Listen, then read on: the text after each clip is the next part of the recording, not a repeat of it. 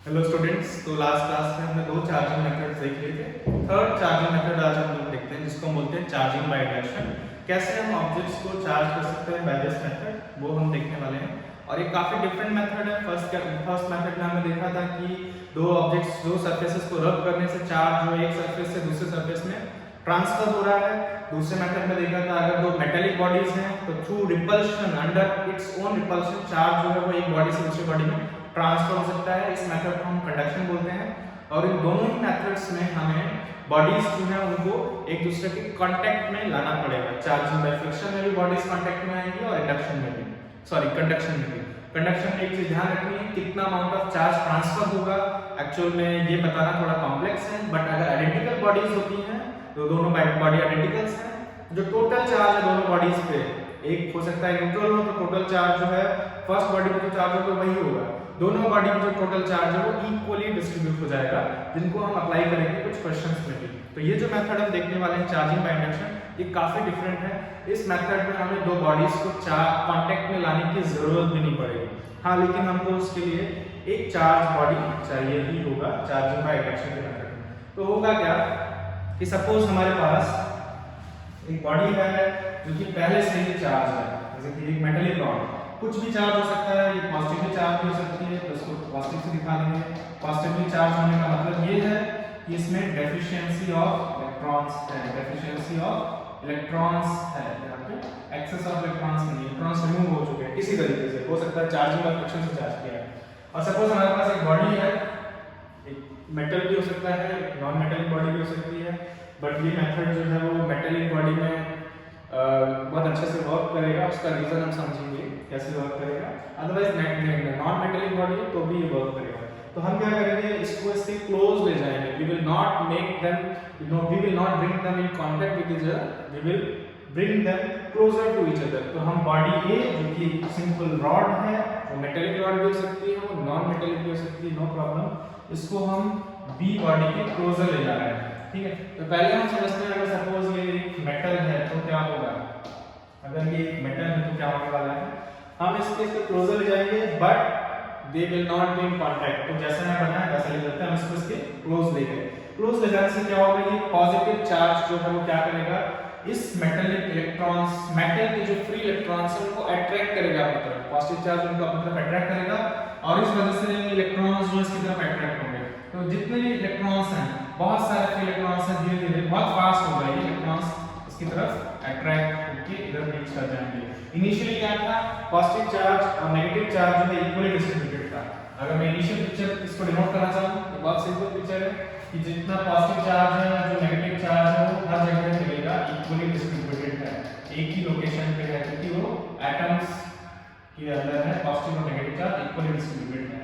और जैसे ही मैंने क्या किया, इस मेटल रॉड से क्लोज लाया तो पॉजिटिव चार्ज मूव नहीं कर सकता है। वो एटम्स जो है उनके सेंटर में एटम्स फिक्स्ड हैं, न्यूक्लियस उनकी अपनी लोकेशन पे है। इलेक्ट्रॉन सारे के सारे क्या करेंगे, मूव करना शुरू करेंगे। सभी के सभी इलेक्ट्रॉन्स जो हैं वो इस डायरेक्शन में मूव करना शुरू करेंगे, क्योंकि वो क्या हो रहा है, इस मेटल रॉड से या नॉन मेटल रॉड से या चार्ज रॉड से अट्रैक्ट हो रहे हैं। और इस वजह से यहाँ पे क्या आएंगे, एक्सेस ऑफ इलेक्ट्रॉन्स जो है वो होना शुरू हो जाएगा, यहाँ एक्सेस ऑफ इलेक्ट्रॉन्स क्रिएट हो जाएगा।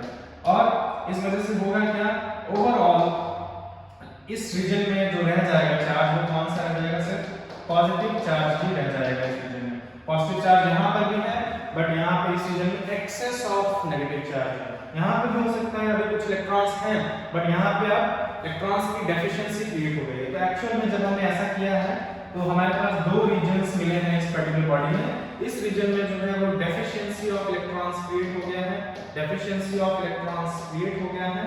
और इस रीजन में जो है वो एक्सेस ऑफ इलेक्ट्रॉन्स क्रिएट हो गया है, एक्सेस ऑफ इलेक्ट्रॉन्स जो है वो क्रिएट हो गया है, ठीक है। अब जो है अगर अब क्या करना है हमको, एक तरीके से ये बॉडी का ये रीजन जो है वो नेगेटिवली चार्ज, इस पे काफी ज्यादा नेगेटिव चार्ज है और यहाँ पे काफी ज्यादा पॉजिटिव चार्ज है। इसको हम बोलते हैं कि बॉडी पोलराइज हो गई है। पहले क्या बॉडी थी, ओवरऑल कंप्लीटली न्यूट्रल थी।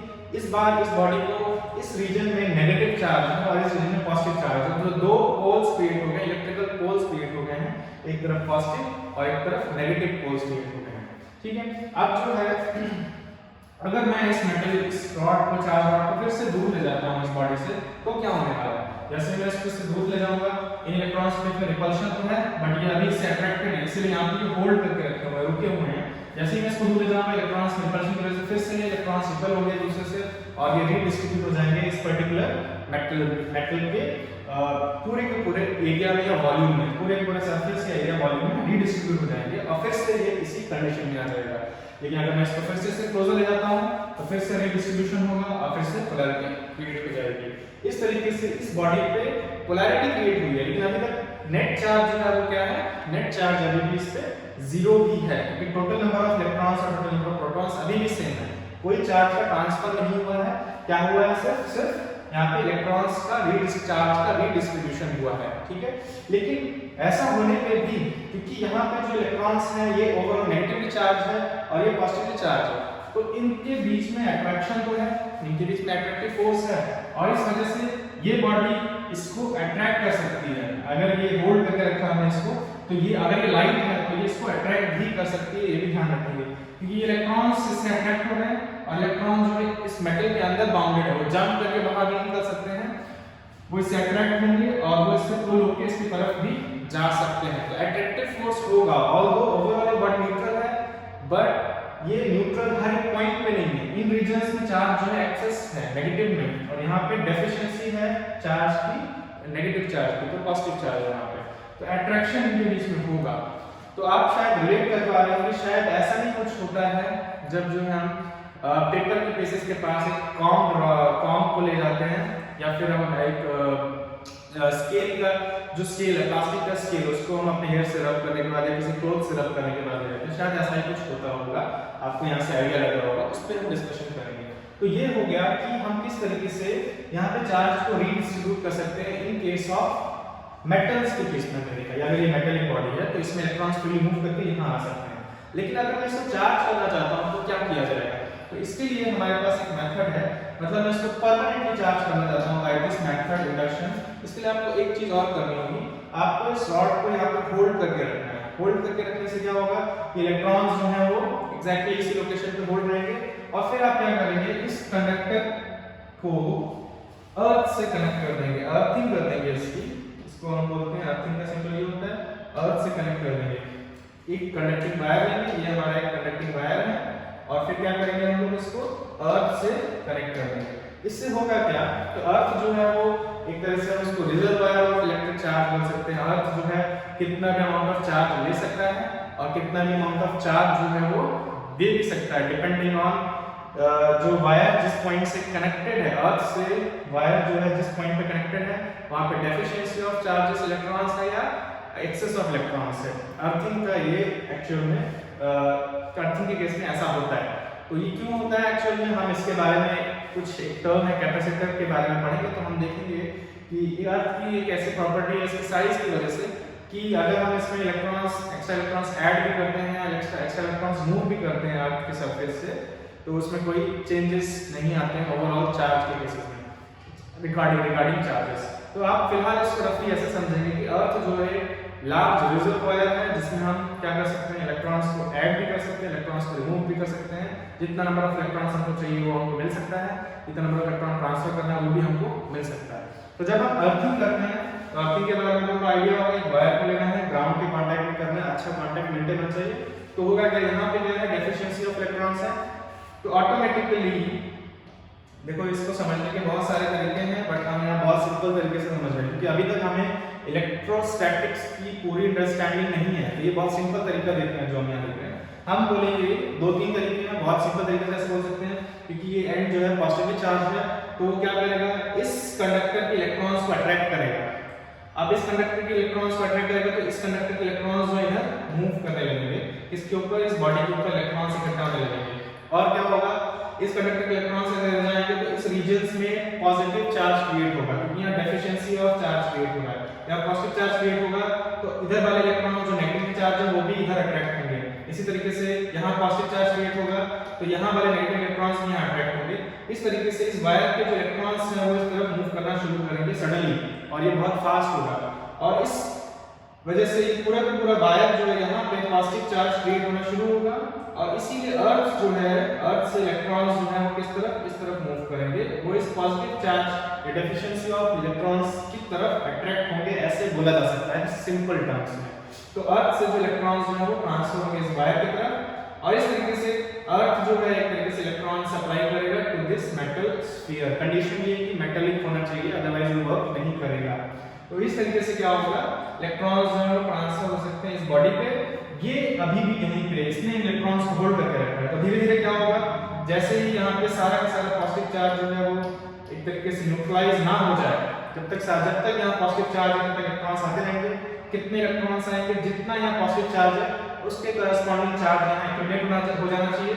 और जैसे ऐसे होगा, जैसे इस रीजन में जीरो चार्ज आ जाएगा, नेट चार्ज जीरो हो जाएगा, जितना पॉजिटिव चार्ज यहाँ था उतना ही नेगेटिव चार्ज यहाँ से ट्रांसफर हुआ है, उसके बाद यहाँ पे ट्रांसफर ऑफ इलेक्ट्रॉन्स रुक जाएगा। अब इलेक्ट्रॉन्स को अगर यहाँ नहीं करेंगे, अब आप इसको रिमूव कर, इसको हमने अभी तक नहीं रिमूव किया, ध्यान रखेंगे। अब आप क्या करेंगे, अब जो है अगर आपने क्या किया, अगर आपने इस रॉड को, चार्ज रॉड को अभी रिमूव किया, अर्थिंग रिमूव नहीं की है, तो ये वाले इलेक्ट्रॉन्स फिर डिस्ट्रीब्यूट होंगे और वो ट्रैवल करके फिर से अर्थ में चले जाएंगे और ये बॉडी फिर से न्यूट्रल हो जाएगी।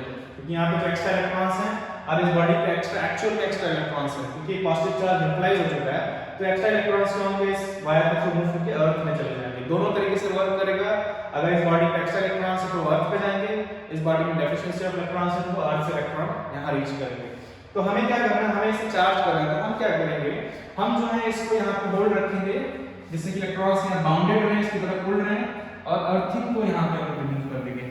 जैसे ही हमने अर्थिंग को रिमूव किया, अब क्या होगा, अभी भी इलेक्ट्रॉन्स यहाँ बाउंडेड हैं। अब अगर आप इस रॉड को यहाँ से हटा देते हैं, तो इस मेटलिक स्फीयर में अब क्या होगा, ये जो एक्स्ट्रा इलेक्ट्रॉन्स है, क्योंकि ये पॉजिटिव चार्ज न्यूट्रलाइज हो चुका था, अर्थ से इलेक्ट्रिक चार्ज यहाँ रीच कर गया था, ये एक्स्ट्रा इलेक्ट्रॉन्स फिर से इसमें डिस्ट्रीब्यूट हो जाएंगे और ओवरऑल ये बॉडी जो है वो क्या हो जाएगा, नेगेटिवली चार्ज हो जाएगा। ओवरऑल ये बॉडी नेगेटिवली चार्ज हो जाएगा। ये तरीका है चार्जिंग बाय इंडक्शन का। इस तरीके से हम लोग इंडक्शन से दो बॉडीज को क्या कर सकते हैं, चार्ज कर सकते हैं। तो ये हमने देखा चार्जिंग बाय इंडक्शन का मेथड। तो कुछ जो है मैं आपको केस दिखाने वाला हूँ, जिसमें चार्जिंग बाय इंडक्शन और चार्जिंग बाय जो कंडक्शन है, इंडक्शन और चार्जिंग बाय कह सकते हैं फ्रिक्शन, दोनों इन्वॉल्व है। वो केस मैं आपको दिखाऊंगा। और एक बार जो मैंने आपको यहाँ बताया है, एक इसका सिंपल पिक्चर से रिप्रेजेंटेशन देखते हैं जो आपको आइडिया दे कि ऐसा हो क्या रहा है। ओके, यहाँ पे एक ह्यूमन दिखा रखा है, बट एक चार्ज बॉडी को रिप्रेजेंट कर रहा है। ये चार्ज बॉडी है, पॉजिटिव चार्ज बॉडी, हम इसको क्लोजर ले जा रहे हैं एक मेटलिक बॉडी की तरफ, और आप देख रहे हैं क्या हो रहा है, ये क्लोजर आने पे नेगेटिव चार्ज को इस तरफ पुल कर रहा है। इनिशियली नेगेटिव चार्ज और पॉजिटिव चार्ज इक्वली डिस्ट्रीब्यूटेड है। ये बॉडी, चार्ज बॉडी क्लोजर आएगा तो नेगेटिव चार्ज को पुल करेगा, और पॉजिटिव चार्ज की वजह से उसका रिपेल होगा, तो इधर ओवरऑल क्या आ जाएगा, नेगेटिव चार्ज आ जाएगा, और इधर पॉजिटिव चार्ज आ जाएगा। एक इंपॉर्टेंट चीज और ध्यान रखेंगे, इधर जितना नेगेटिव चार्ज आएगा उतना ही इधर पॉजिटिव चार्ज भी होगा, क्योंकि जितना यहाँ पे इलेक्ट्रॉन्स का डेफिशिएंसी क्रिएट होगा, वहीं उतना ही यहाँ पे एक्सेस ऑफ इलेक्ट्रॉन्स क्रिएट होगा। ये पॉइंट ध्यान रखेंगे। तो इस तरीके से चार्ज बॉडी, एक चार्ज ऑब्जेक्ट को अगर हम इसकी क्लोज लाते हैं तो चार्जेस का रीडिस्ट्रीब्यूशन होगा एक मेटलिक बॉडी के केस में। फिर आपके दिमाग में क्वेश्चन आ सकता है, तो फिर नॉन मेटल्स के केस में क्या होगा, जो मेटलिक बॉडीज नहीं है, जिसमें फ्री इलेक्ट्रॉन्स अवेलेबल नहीं है, वो चार्ज किए जा सकते हैं क्या, उनमें क्या कोई रीडिस्ट्रीब्यूशन होगा? तो हम उसको पूरा चार्ज करने की बात यहाँ नहीं करेंगे, लेकिन हाँ रीडिस्ट्रीब्यूशन कैसा होगा उसका एक आइडिया लेते हैं। ये तो मेटलिक बॉडीज के केस में हो गया। नॉन मेटलिक बॉडी के केस में क्या होगा कि नॉन मेटलिक बॉडीज के पॉजिटिव और नेगेटिव चार्ज को कुछ इस तरीके से दिखाया जा सकता है कि एटम में जो पॉजिटिव चार्ज और नेगेटिव चार्ज जो है वो एक ही जगह पर लोकेटेड होता है। ऐसे दिखाया जा सकता है कि पॉजिटिव चार्ज और नेगेटिव चार्ज जो है रफली एक ही जगह पे लोकेटेड होता है। और वैसा नॉन मेटल्स में भी होता है और मेटल्स में भी होता है, लेकिन मेटल्स में जो नेगेटिव चार्ज है वो मूव कर सकता है through out the metal, but non metals में ऐसा पॉसिबल नहीं है। तो अगर मैं यहाँ पर एक चार्ज रॉड इसके क्लोज ले जाता हूँ, एक पॉजिटिव चार्ज रॉड जो है इसके क्लोजर ले जाता हूँ, तो उस केस में क्या होने वाला है, क्या यहाँ पे इंडक्शन होने वाला है कि नहीं होने वाला है? एक्चुअल में ऐसा होगा। आपने देखा है कि जो पेपर के पीसेस हैं वो नॉन मेटल है, और आप कॉम को रब करने के बाद पेपर के पीसेस के पास ले जा रहे हैं और वो अट्रैक्ट हो रहे हैं। इसका क्या मतलब है? इसका मतलब वहां पे इंडक्शन हो रहा होगा, अदरवाइज पेपर के पीसेस तो न्यूट्रल थे, वो कैसे चार्ज कॉम से अट्रैक्ट हो सकते हैं? तो वो हम समझते हैं। तो यहाँ पे होता क्या है, यहाँ पे इलेक्ट्रॉन्स फुली मूव नहीं कर सकते, फ्री नहीं है, वो बाउंडेड रहेंगे, लेकिन अभी भी ये जो रॉड है पॉजिटिव चार्ज रॉड, ये इलेक्ट्रॉन्स को पुल तो कर रही है, उन पे एक फोर्स तो अप्लाई कर रही है। तो होने क्या वाला है, उसमें क्या होने वाला है, उसका एक पिक्चर में नेक्स्ट यहाँ पे ड्रॉ करके दिखाता हूँ आपको। तो होने क्या वाला है एक्चुअल में, जो पॉजिटिव चार्ज है और नेगेटिव चार्ज है, इनमें पोलैरिटी क्रिएट होगा, थोड़ा सा शिफ्ट होंगे, थोड़ा सा शिफ्ट हो सकते हैं। इलेक्ट्रॉन्स पुल होंगे तो इलेक्ट्रॉन्स का जो एक तरह से सिमेट्रिक ऑर्बिट था वो थोड़ा सा इलॉन्गेट हो जाएगा। इलेक्ट्रॉन्स जो है पॉजिटिव चार्ज की तरफ पुल होंगे तो थोड़ा सा एक्सपीरियंस करेंगे इस डायरेक्शन में पुल, और थोड़ा सा जो पॉजिटिव चार्ज और नेगेटिव चार्ज जो हमको लग रहा है एक ही जगह पे, ये थोड़ा सा शिफ्ट होगा। कंप्लीट शिफ्टिंग नहीं होगा, ऐसा नहीं होगा कि नेगेटिव चार्ज पार्टिकल्स पूरे पूरे इधर आ जाएगा जैसे मेटल्स में हो रहा था। तो थोड़ा सा शिफ्टिंग होगा पॉजिटिव चार्ज नेगेटिव चार्ज का, और इस वजह से यहाँ पर रीडिस्ट्रीब्यूशन होगा। कह सकते हैं एटम का ओवरऑल शेप जो है थोड़ा डिफरेंट लगेगा। होगा क्या कि पॉजिटिव चार्ज जो है यहाँ पर है, पॉजिटिव चार्ज यहाँ पर था, बट नेगेटिव इसकी तरफ अट्रैक्ट हुआ है। तो इस तरीके का कुछ पोलैरिटी डेवलप हो जाएगा हर एक एटम में। इस तरीके से इसके साथ भी होगा। ये पोलैरिटी कितना स्ट्रांग हुआ है वो डिपेंड करेगा कितना लार्ज चार्ज है, कितना लार्ज मतलब चार्ज है। तो इस तरीके को, इसको हम इस तरीके के शेप से रिप्रेजेंट कर सकते हैं। इसको इन पर्टिकुलर एटम्स में जो चार्जेस का कह सकते हैं रीशिफ्टिंग हो रहा है, चार्जेस में जो थोड़ा सा शिफ्टिंग हो रहा है, उसको कुछ इस तरीके से रिप्रेजेंट किया जा सकता है सिंपल तरीके से। और इस तरीके से रिप्रेजेंट करने से हमको कुछ चीजें क्लियर दिखाई देती हैं कि अगर आप ओवरऑल देखें तो ये जो एटम्स, हमने कुछ फ्यू एटम्स को पूरी समझने की कोशिश की है। तो ओवरऑल अगर देखें तो सेंटर वाले रीजन की बात करते हैं, इस रीजन की बात करते हैं, इस रीजन की बात करते हैं। यहाँ पे ये पॉजिटिव चार्ज और नेगेटिव चार्ज काफी क्लोज है। ओवरऑल ये नेट चार्ज यहाँ पे न्यूट्रल रख सकते हैं एटम्स में इस सरफेस को। यहाँ पे पॉजिटिव चार्ज और नेगेटिव चार्ज है, यहाँ पे भी पॉजिटिव और नेगेटिव चार्ज है। तो इनकी वजह से ये थोड़ा क्लोजर आएंगे, दूसरे एटम्स के पॉजिटिव और नेगेटिव चार्ज क्लोजर होंगे। इस रीजन में ओवरऑल आपको क्या दिखाई दे रहा है कि न्यूट्रलिटी दिखाई दे रही है। बट अगर आप आउटसाइड के रीजन में देखें तो यहाँ पे ओवरऑल क्या चार्ज डेवलप हो गया है, यहाँ पे ओवरऑल नेगेटिव चार्ज डेवलप हो गया है, और जो दूसरा एंड है यहाँ पे ओवरऑल क्या डेवलप हो गया है, पॉजिटिव चार्ज डेवलप हो गया है। ओवरऑल पॉजिटिव चार्ज यहाँ पे डेवलप हो गया है। तो इससे क्या दिखता है कि ये एंड जो है इसमें इस पूरे के पूरे एक तो एटम्स में पोलैरिटी क्रिएट हुआ है, और ओवरऑल उस पर्टिकुलर नॉन कंडक्टिंग मटेरियल में या नॉन मेटल में पोलैरिटी क्रिएट हुआ है। इस एंड पे एक कह सकते हैं लेयर ऑफ नेगेटिव चार्ज हमको मिलेगी जो close to this positive charge body है, और दूसरे एंड पे भी हमको एक लेयर ऑफ पॉजिटिव चार्ज मिलेगा। अब जो ये बॉडी है इसके कांटेक्ट नियर पहुंच चुकी है, पॉजिटिव चार्ज बॉडी है जो इसके पास है, ये पॉजिटिव चार्ज इस नेगेटिव चार्ज पे अट्रैक्शन फोर्स एक्सर्ट कर सकता है। ये फोर्स बहुत स्ट्रांग नहीं होगा क्योंकि इसके लार्ज अमाउंट ऑफ चार्ज चाहिए होगा। यहाँ पे डिस्ट्रीब्यूशन में सिर्फ यही वाली लेयर पे ओवरऑल नेगेटिव चार्ज आया है, तो फोर्स स्ट्रांग नहीं होगा लेकिन फोर्स होगा। आप इसको क्लोजर ले जाएंगे तो बॉडी से अट्रैक्ट होगी। तो थ्रू इंडक्शन ये वर्क करता है ऐसे। इस तरीके से थ्रू इंडक्शन जो है हम लोग इस पर्टिकुलर ऑब्जेक्ट को अट्रैक्ट कर सकते हैं। तो यहाँ पे भी विदाउट एनी कांटेक्ट जो है क्या हो रहा है, अट्रैक्शन हो रहा है बिटवीन बॉडीज। तो ये है इसके केस में अगर एक नॉन कंडक्टिंग बॉडी है, नॉन कंडक्टर है, तब ऐसा होगा। तो ये था इसके बारे में, चार्जिंग का इंडक्शन के बारे में। एक मेरे पास एक सिंपल इमेज और है जो कि आपको आइडिया देगी कि क्या किस तरीके से डिस्ट्रीब्यूशन होता है। यहाँ पे हमने कंडक्टर के केस में दिखाया है कि charge body is the excess of negative charge है इस केस में। तो हम इस केस को क्लोजर ले गए तो देखो इलेक्ट्रॉन्स जो रिपल्शन फील करके सारे इस तरफ एक्यूमुलेट होते जा रहे हैं। ओवरऑल इस रीजन में पॉजिटिव चार्ज आ गया है और इस रीजन में negative charge, excess of charge आ गया है। तो इस तरीके से रीडिस्ट्रीब्यूशन होता है मेटल्स में ड्यू टू इंडक्शन। तो ये था चार्जिंग बाय इंडक्शन का मेथड। अब हम देखते हैं कुछ एग्जांपल्स जहां पे इंडक्शन का मेथड और कंडक्शन का मेथड जो हम दोनों फ्रिक्शन और इंडक्शन के तरीके से वर्क कर रहे हैं। तो आपने एक चीज और की होगी, जनरली पार्टीज में लोग करते हैं, बर्थडे पार्टीज में आप बैलून को अगर आपने हेयर से रब करते हैं और उसके बाद आप उसको वॉल में कांटेक्ट में लाते हैं तो वो उसके साथ अट्रैक्ट होकर चिपक जाता है, बाइंड हो जाता है। तो क्या हो रहा है जब आप बैलून को रब कर रहे हैं, इनिशियली जब आप बैलून को रब कर रहे हैं तो कुछ अमाउंट ऑफ चार्ज जो ट्रांसफर हो रहा है between your hairs and balloons. जैसे कि यहाँ बैलून्स पे एक्सेस ऑफ नेगेटिव चार्ज आ रहा है जब आपने इसको रब किया बाय फ्रिक्शन, और उसके बाद इसके पास नेगेटिव ऑफ चार्ज है। आप जैसे ही इसको कांटेक्ट में ले जाएंगे अब होने वाला क्या है, थ्रू इंडक्शन ये हर एक एटम का नेगेटिव चार्ज रिपल्शन फील करेगा और उधर शिफ्ट होगा, तो हमें यहाँ पे एक लेयर ऑफ पॉजिटिव चार्ज मिलेगा। ये लेयर ऑफ पॉजिटिव चार्ज इस पे एक्सेस नेगेटिव चार्ज उसको अट्रैक्ट करेगा और इसी वजह से इसके साथ चिपक जाता है, बाइंड हो जाता है इलेक्ट्रिक फोर्सेस की वजह से। सेम तरीके से कॉम का केस है। कॉम के केसेस में क्या होता है कि आप कॉम को जब रब करते हैं तो कॉम के ऊपर सपोज नेगेटिव चार्ज आ गया है, अब आप पेपर के पीसेस के पास इसको ले जा रहे हैं तो ये क्या कर रहा है, नेगेटिव चार्ज जो है इलेक्ट्रॉन्स पे रिपल्शन एक्सर्ट करेगा। इसकी वजह से जो पेपर के पीसेस के जो एंड्स हैं वो एक तरीके से पॉजिटिव चार्ज की तरफ है, ओवरऑल पॉजिटिवली चार्ज हो जाएंगे और ये पॉजिटिव चार्ज इसको अट्रैक्ट करेगा और क्योंकि ये बहुत लाइट होते हैं तो ये स्मॉल अट्रैक्टिव फोर्स भी इनको पुल कर सकता है अगेंस्ट द ग्रेविटेशनल फोर्स और ये पेपर के पीसेस से अट्रैक्ट हो जाएंगे। तो यहाँ पे दोनों चीजें होगी, ये चार्ज कैसे हुआ है, ये चार्ज हुआ है बाय रबिंग यानी फ्रिक्शन और उसके बाद ये अट्रैक्टिव फोर्स क्यों आ रहा है, ड्यू टू इंडक्शन आ रहा है। तो यहाँ पे इंडक्शन और कंडक्शन दोनों एक साथ वर्क कर रहे हैं। तो ये थे तीन मेथड्स ऑफ चार्जिंग जिसको हम charging by friction, charging by conduction और चार्जिंग बाय इंडक्शन बोलते हैं। और इन पे मैंने एक्चुअली पूरा डिटेल में आपको पॉइंट्स नहीं लिखाए हैं, बट हमने जितने भी इंपॉर्टेंट पॉइंट्स वो सारे डिस्कस किए हैं और वो हम क्वेश्चंस में अप्लाई करके भी देखेंगे। तो जो नेक्स्ट क्लास होगी उसमें मैं आपको ये सारे पॉइंट्स एक बार रिवाइज कराऊंगा, उसके बाद हम क्वेश्चंस करेंगे।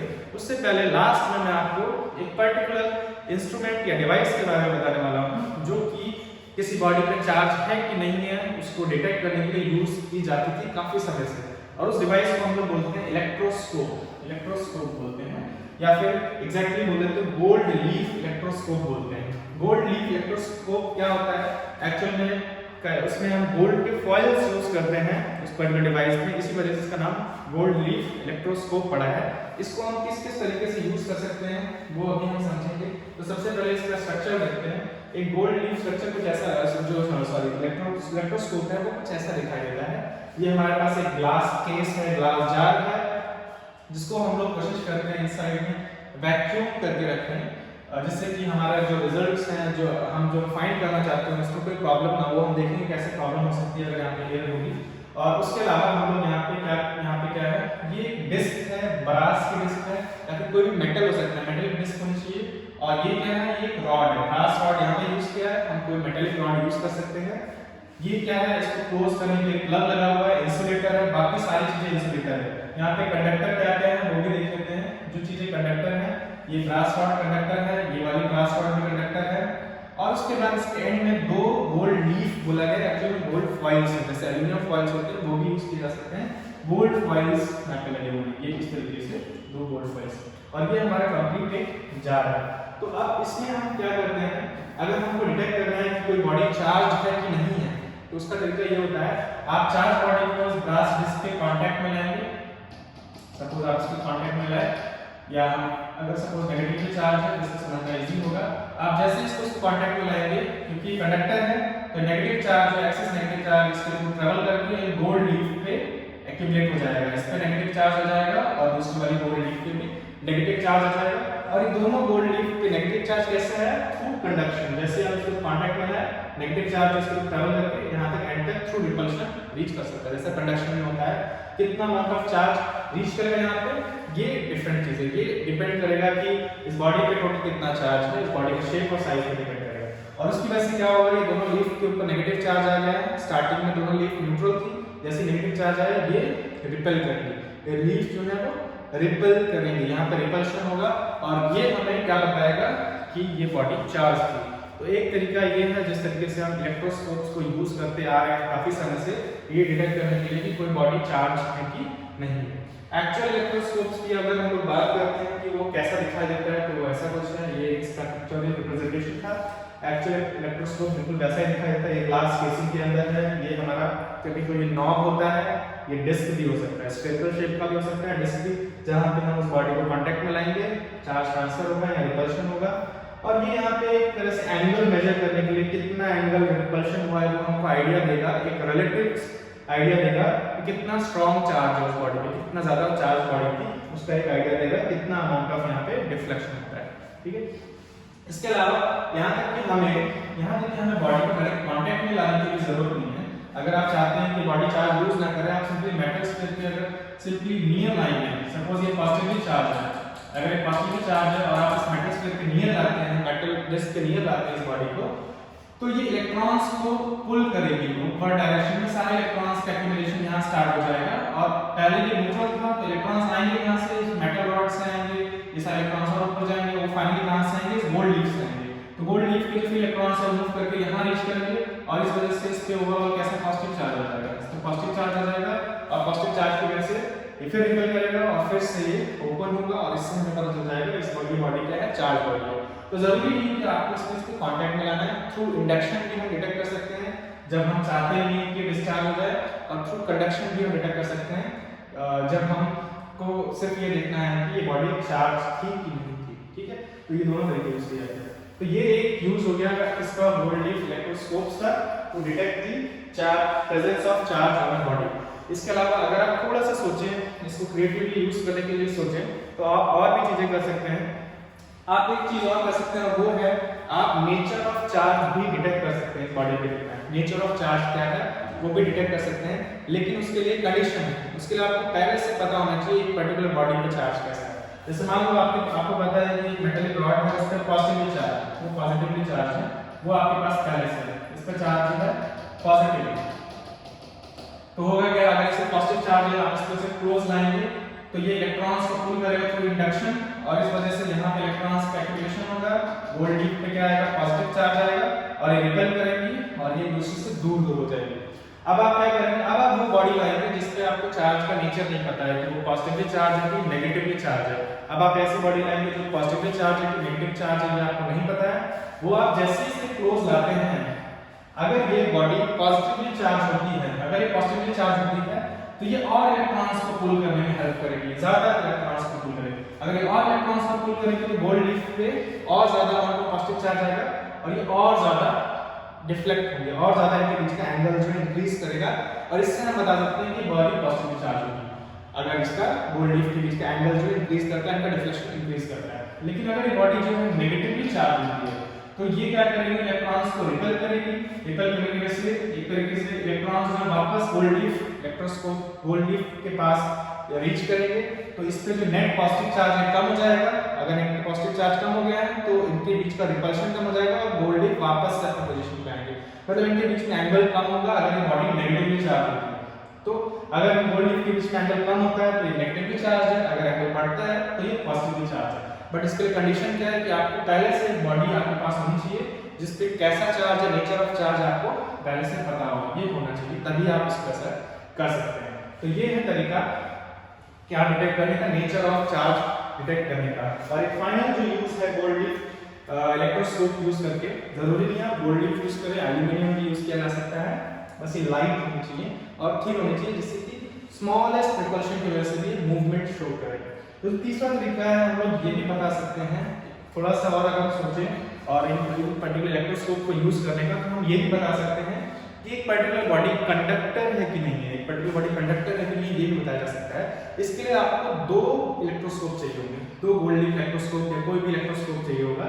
और हम क्या करेंगे, सपोज हम क्या करते हैं कि हमें पता करना है एक बॉडी कंडक्टर है कि नहीं है, तो हम सबसे पहले उस बॉडी को पहले वाले इलेक्ट्रोस्कोप के कांटेक्ट में लाएंगे। सपोज ये पॉजिटिवली चार्ज थी तो हम इसको इलेक्ट्रोस्कोप के कांटेक्ट में लाएंगे और इस वजह से क्या होगा, इस वजह से ये गोल्ड लीफ जो है ये इलेक्ट्रॉन्स को पुल करेंगे अपनी तरफ और इस वजह से क्या होगा, इलेक्ट्रॉन को अपनी तरफ पुल करेंगे, इस वजह से इस पर पॉजिटिव चार्ज आएगा और ये रिपल्शन शो करेंगे और दूर हो जाएंगे। अब आप क्या करेंगे, इसके दूसरे एंड को, इस पर्टिकुलर इलेक्ट्रोस्कोप के दूसरे एंड को जो है हम लोग इसके साथ एक मेटल एक और गोल्ड लीफ इलेक्ट्रोस्कोप के कांटेक्ट में लाएंगे, एक और गोल्ड लीफ इलेक्ट्रोस्कोप के कांटेक्ट में लाएंगे। तो ये नेगेटिव चार्ज जो है एक्चुअली में नेगेटिव चार्ज और पॉजिटिव चार्ज है बाउंडेड है। अब अगर ये मटेरियल जो है हमारा कंडक्टर होता है, अगर ये मटेरियल कंडक्टर होता है तो ये नेगेटिव चार्ज जो फ्लो करके इसके पास आ सकता है, गोल्ड लीफ इलेक्ट्रोस्कोप के पास आ सकता है क्योंकि ये कंडक्टिंग पाथ मिल गया है और ये गोल्ड लीफ इलेक्ट्रोस्कोप जो है वो इनमें फिर से डिफ्लेक्शन होगा, ये इनमें डिफ्लेक्शन बढ़ेगा और यहाँ डिफ्लेक्शन कम हो सकता है। लेकिन अगर दूसरा केस एक्चुअली यहाँ डिफ्लेक्शन बढ़ेगा अगर नेगेटिव चार्ज यहाँ से जाता है। और अगर ये इंसुलेटर होता है, अगर ये इंसुलेटर होता है उस केस में कोई चार्ज का ट्रांसफर पॉसिबल नहीं हो पाएगा, यहाँ पे कोई डिफ्लेक्शन देखने को नहीं मिलेगा और इस तरीके से हम बता सकते हैं बॉडी कंडक्टर है इंसुलेटर है। तो इस तरीके से आप दो गोल्ड लीफ इलेक्ट्रोस्कोप को यूज करके ये भी डिटेक्ट कर सकते हैं कि एक बॉडी कंडक्टर है कि इंसुलेटर है। तो ये डिफरेंट तरीके से ये पर्टिकुलर डिवाइस यूज किया जाता है। कभी-कभी क्वेश्चंस में गोल्ड लीफ इलेक्ट्रोस्कोप पे बेस्ड क्वेश्चंस होते हैं तो आपको आइडिया होना चाहिए कि वर्क कैसे करता है, इसीलिए हमने इसको देखा है। तो आज की क्लास में हम यहीं पे एंड करते हैं। हमने देख लिया कि गोल्डी फ्लेक्टोस्कोप कैसा होता है, चार्जिंग मेथड्स और चार्जिंग की अंडरस्टैंडिंग, चार्जेस के इलेक्ट्रिक चार्जेस की अंडरस्टैंडिंग हमने डेवलप कर ली है। तो हम लोग जो है नेक्स्ट क्लास में एक बार पीछे की चीज़ों को रिवाइज करने के बाद कुछ न्यूमेरिकल्स देखेंगे, प्रीवियस कुछ प्रॉब्लम्स देखेंगे, प्रैक्टिस प्रॉब्लम्स जो कि क्वेश्चन एग्जाम्स में पूछे जाते हैं। Thank you.